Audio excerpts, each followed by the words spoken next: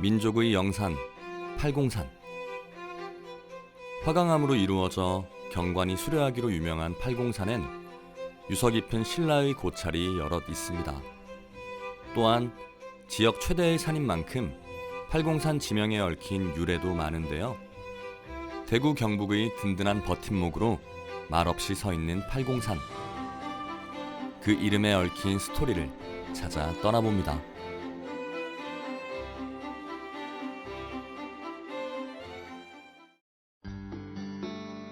태백산맥이 남으로 힘차게 내딛다가 낙동강과 금호강이 만나는 곳에 우뚝 멈추어 장엄하게 솟은 팔공산. 팔공산은 대구광역시 동구와 북구, 그리고 경상북도 영천시와 경산시, 칠곡군과 군위군 등 6개의 시군구에 걸쳐 있는 아주 거대한 산입니다. 팔공산은 이제 시대적으로 이름이 이제 이렇게 변천 과정을 겪어오는데요. 신라 시대 때는 이제 아비 부자를 써서 부악, 또는 가운데 중자를 써서 중악, 또는 공산이라고 이렇게 불렸습니다. 그리고 고려 시대에 와서는 이제 주로 그냥 공산이라고 불렀고, 팔공산이라는 명칭은 이제 조선 시대에 들어와서 이제 새롭게 나타난 이름이 되는 거죠.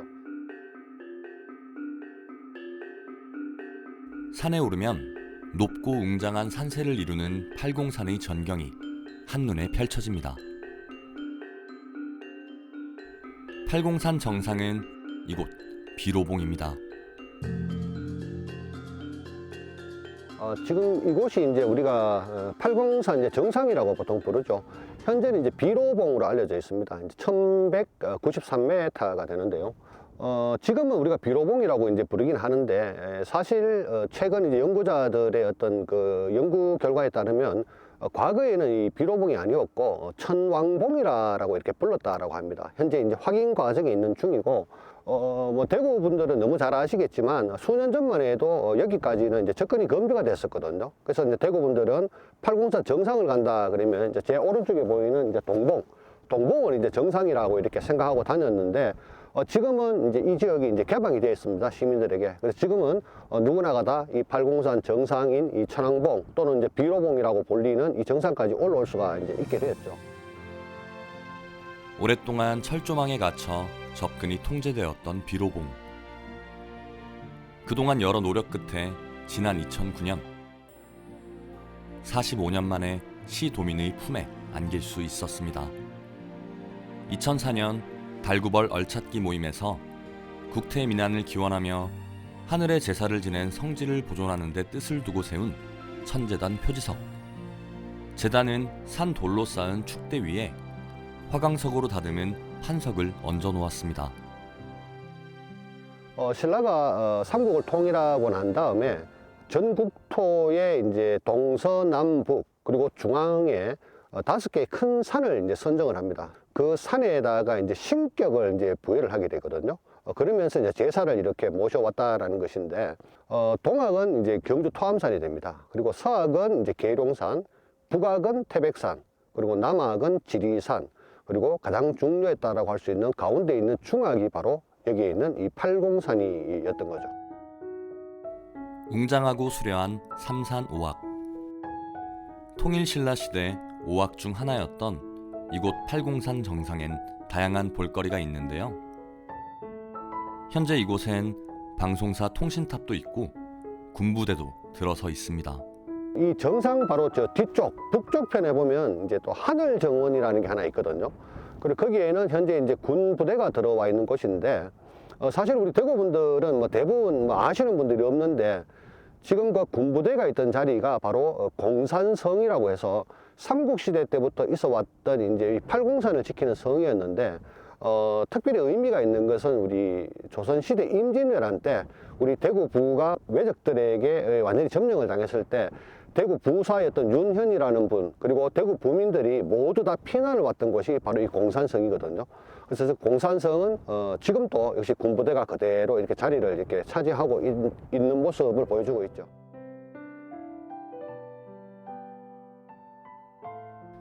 산 정상에 서면 가슴이 탁 트이는 듯한 풍경이 펼쳐지는데요.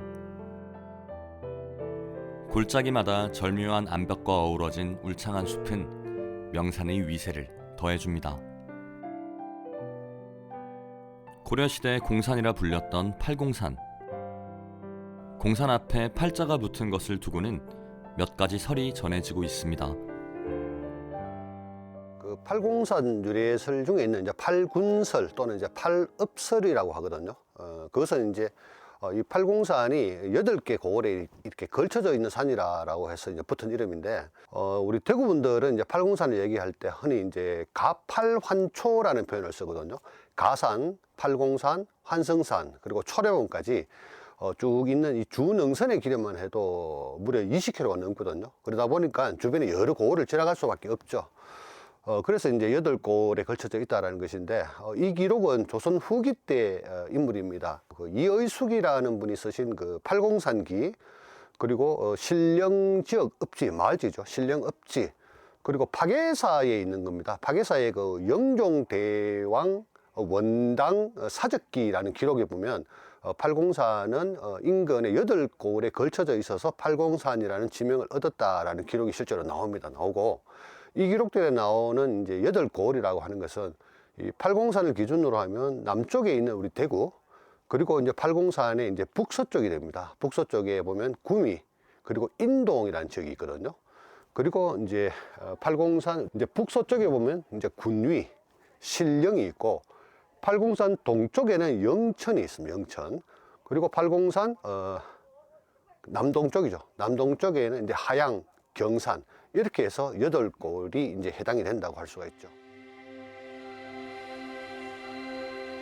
방대한 크기만큼이나 팔공산 이름을 둘러싼 이야기도 넘쳐납니다. 팔공산 왕건길. 대구의 지명들 중에는 고려 태조 왕건으로 인해 기인한 이름들이 많은데요. 팔공산도 예외는 아닙니다. 이곳에는 고려를 위해 목숨을 바친 8공신의 이야기가 전해지고 있습니다. 지금 이곳은 그 대구 팔공산 자락에 있는 이제 지묘동이 되고요.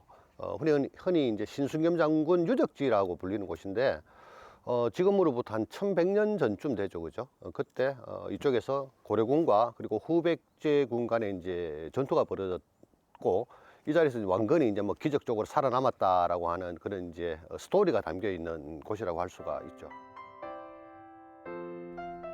팔공산의 유래설 중 하나인 팔장군설. 이는 8명의 장군이 왕건을 위해 싸우다 전사하면서 팔공산이라는 이름이 붙었다는 것입니다. 그 팔공산은 유래설이 보면 뭐 우리 팔장군설, 팔군설, 뭐 팔성인설 뭐 여러 종류가 있거든요. 그 중에 하나가 이제 팔장군설과 관련이 되어 있는 것이 바로 이 장소인데, 당시 동서대전 때 이 왕건이 살아남게 된 그 이유가 이 자리에서 8명의 이제 장군이 왕건을 대신해서 순절했다라는 그런 스토리가 있습니다. 왕건을 위해 기꺼이 순절한 장군들. 이 일대는 팔공산 전투의 핵심 지역으로 당시 전투의 치열함을 반영이라도 하듯 관련된 지명들이 많은데요. 그 중에서 가장 주목받는 곳은 신승겸 장군의 유적지입니다. 신승겸 장군. 그는 어떤 인물이었을까요? 신승겸 장군은 우리 흔히 고려 개국 공신이라 그러죠. 고려 개국 1등 공신이 되는데요. 전라남도 그 곡성 출신이에요. 그리고 원래 그 초명, 그러니까 원래 이름은 그냥 이제 성씨가 없었죠. 그냥 능산이라고 이렇게 불렸는데, 나중에 이제 고려 태조 왕건으로부터 이제 신씨라는 성씨를 하사를 받게 되죠. 그래서 지금은 이제 평산 신시의 이제 시조가 되는 인물인데, 신승겸 장군 그러면은 이제 우리 과거에 그 태봉국을 세웠던 그 궁예 말년에 홍유, 배현경 그리고 복지겸 장군과 함께 같이 이제 궁예를 몰아내고 왕건을 추대를 해서 고려를 세울 때 가장 큰 역할을 했던 인물이라고 그렇게 할 수가 있죠. 후삼국 시대 후백제의 견훤이 서라벌을 공략할 당시 신라왕이던 경혜왕은 자신들의 병력만으로는 막을 수가 없어 고려 태조 왕건에게 구원을 청합니다. 이에 왕건은 친히 정예 기병 5천을 거느리고 출전하는데요. 그러나 왕건 부대는 막강한 견훤 부대를 공산에서 만나 포위당하고 맙니다. 흔히 동수대전이라고 그러거든요. 바로 이 자리에서 이제 큰 전투가 벌어졌다는 거예요. 근데 그때 왕건의 고려군이 이제 전멸 위기에 이제 맞닥뜨리게 됐거든요. 그때 이제 신순겸 장군이 아주 신묘한 계략을 하나 냈는데 어차피 우리가 다 죽을 것 같다. 근데 왕 당신은 그래도 살아야 되지 않겠느냐 이렇게 됐다 그래요. 그래서 신순겸 장군이 자신의 이제 옷과 이제 왕건하고 서로 옷을 바꿔 입었다 그래요. 그래서 신순겸 장군이 이제 왕건의 역할을 하면서 마지막까지 싸우다가 이제 순절 즉 죽게 되는 거죠. 그리고 왕건은 그때 몰래 이제 빠져나가는 것이죠. 그래서 우리 대구 지역을 이 팔공산 자락에서부터 해서 대구 남쪽에 있는 압산자락까지 이제 통하면서 대구 지역에 이제 수많은 이제 여러 지명들을 남기면서 그렇게 이제 탈출했는 그런 사건이라고 할 수가 있죠. 이곳 공산에서 장렬한 죽음으로 충절의 상징이 된 신승겸 장군. 왕건은 신승겸의 죽음을 애통하게 여겨 그의 시신을 거두어 지금의 춘천인 광해주에 예를 갖춰 묻어줬는데요. 전사한 자리인 지묘동 일대에는 지묘사를 세워 명복을 빌게 했습니다.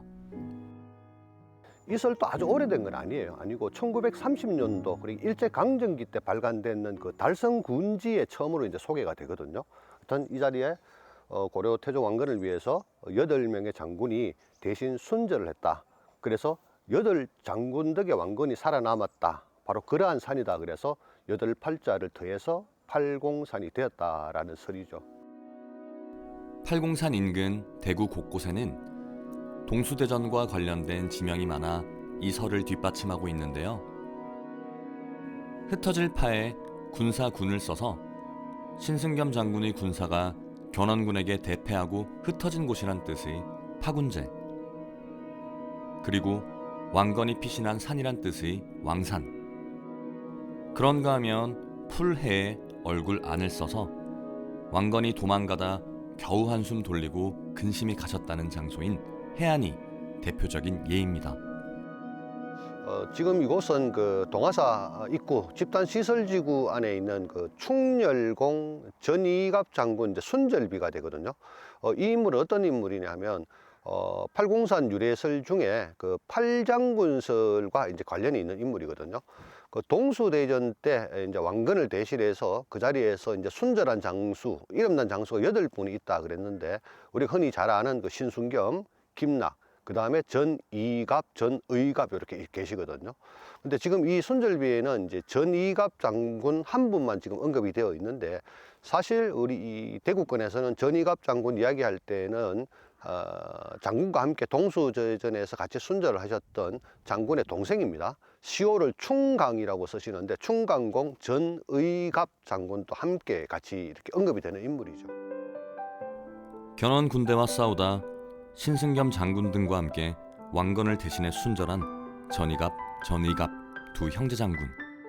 이곳에선 순절비가 용감한 형제의 넋을 위로하고 있습니다.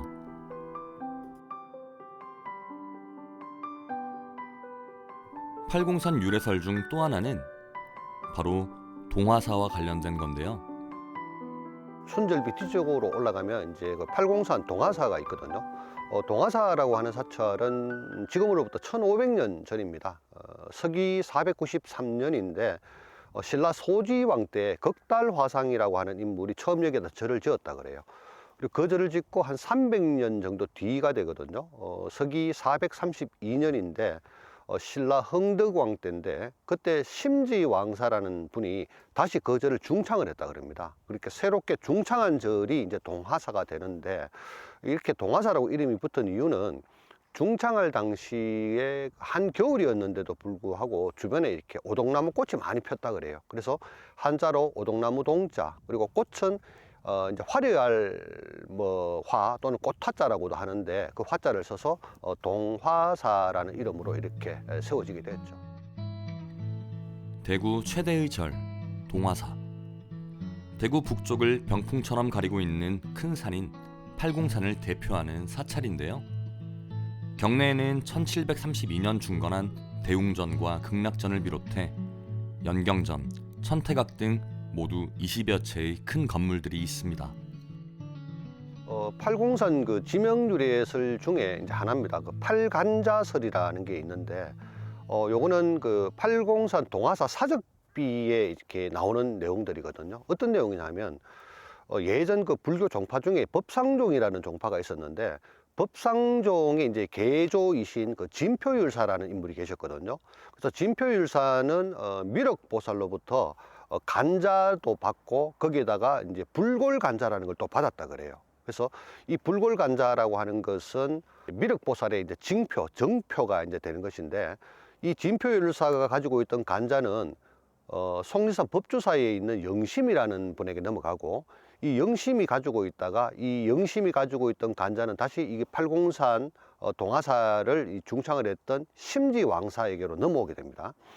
이 심지왕사가 그 팔간자, 구간자라는 것을 두 개를 받들고 이 팔공산에 들어오게 됐고, 이거 팔공산에 있는 산신 세 분과 함께 팔공산 높은 곳에 올라가서 이 팔간자, 구간자라는 것을 아래쪽으로 던졌다 그래요.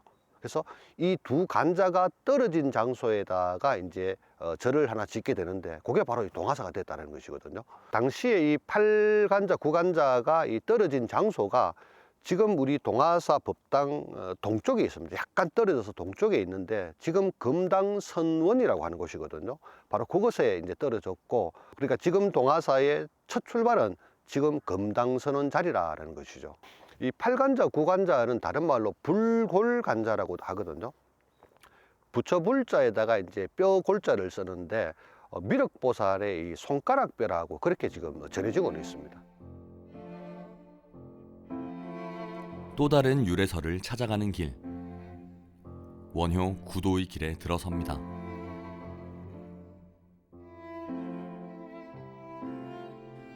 울창한 숲 사이로 작은 계곡이 흐릅니다.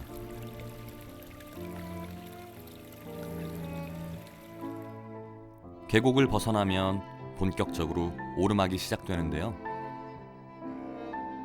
드디어 만나게 되는 오도암. 이곳은 원효대사가 창건하여 깨달음을 얻은 곳입니다. 팔공산 이제 지명유래설 중에 이제 팔성인설이라는 게 있거든요.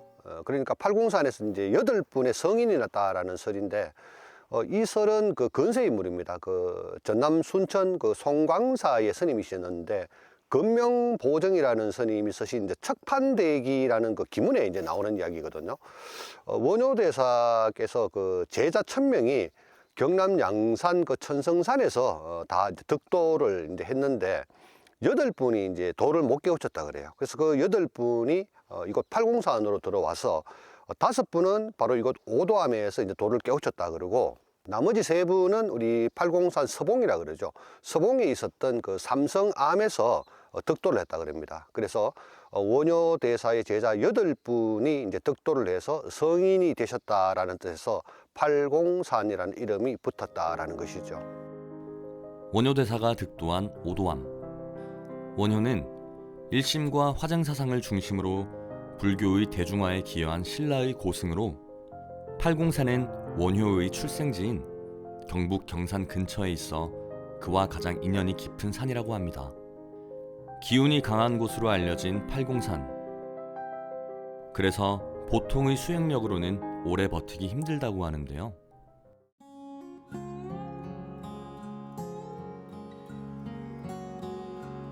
깎아지른 기암절벽의 이름은 청운대.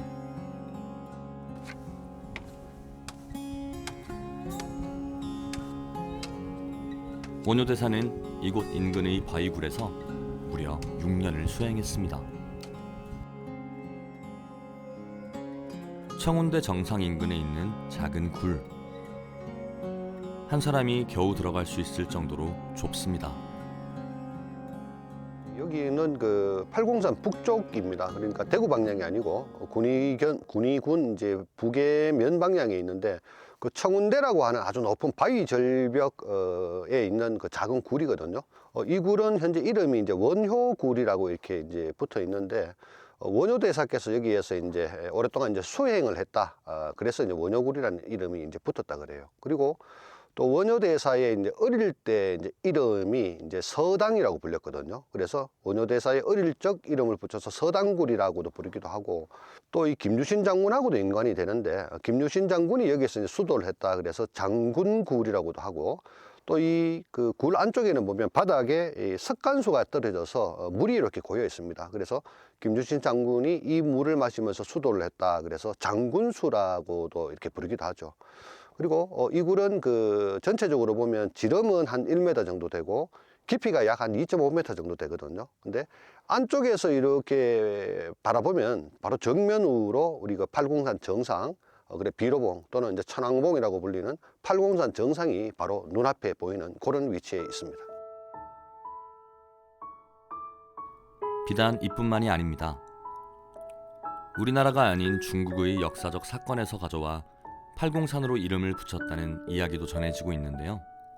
서기 383년 중국의 전진과 동진 사이에 벌어진 비수전투. 그 격전지 가운데 팔공산이라는 지명이 존재하는데요. 이에 후대 조선시대 선비들이 공산전투를 비수전투에 빗대어 격전지였던 팔공산의 지명을 가져와 사용했다는 것입니다. 이처럼 산 이름에 다양한 유래설이 존재한다는 건 바로 우리 역사에서 팔공산이 차지하는 위상을 잘 보여주는 것이라 할 수 있습니다. 대구의 산을 얘기할 때는 이제 흔히 북팔공 남비설이라는 표현을 쓰거든요. 북쪽에 팔공산이 있고 이제 남쪽에 비설산이 있다라는 것인데, 우리 전통적인 그 어떤 지리학인 그 풍수지리에서는 이 대구라는 이제 큰 명당을 만들어낸 게 이제 팔공산이라고 합니다. 그래서 팔공산의 전기가 이 대구라는 아주 거대한 도시를 만들어냈고, 여기에서 이제 사람들이 살아갈 수 있도록 이렇게 생기, 그렇게 에너지라 그러죠. 에너지를 공급해주는 산이 바로 이 팔공산이라고 이제 하는데, 우리 대구에서 그 팔공산의 위상을 이제 아주 단적으로 확인할 수 있는 것이 초, 중, 고등학교 교과를 보면 알 수가 있거든요. 그러니까 대구 8개 구군 중에 이제 남쪽, 그러니까 비설산 쪽에 있는 달성군을 제외한 나머지 7개 이제 구에는 초, 중, 고등학교 교과에 보면 거의 예외 없이 팔공산이라는 산 이름이 꼭 들어가게 되어 있습니다. 그래서 그런 것만 봤을 때도 우리 대구에서 이 팔공산이 지니는 이제 위상을 우리가 확인을 할 수가 있고, 지금 최근에 이제 들리는 소문에 의하면 팔공산이 이제 국립공원으로 성격이 거의 뭐 확정적이라는 얘기가 들리거든요. 이제 그렇게 되면 대구 경북의 명산 팔공산이 이제 대한민국의 명산 팔공산으로 이렇게 거듭나는 그런 시대가 올 것 같습니다. 부학, 중학, 공산 등 시대에 따라 다른 이름으로 불리우며 팔군설부터 팔장군설, 팔간자설, 그리고 팔성인설까지 그에 따른 유래설도 많디 많은 팔공산. 이는 오랜 세월 넉넉한 팔공산의 품 안에서 삶을 기대온 사람들이 이 산을 사랑하는 방식이 아닐까요?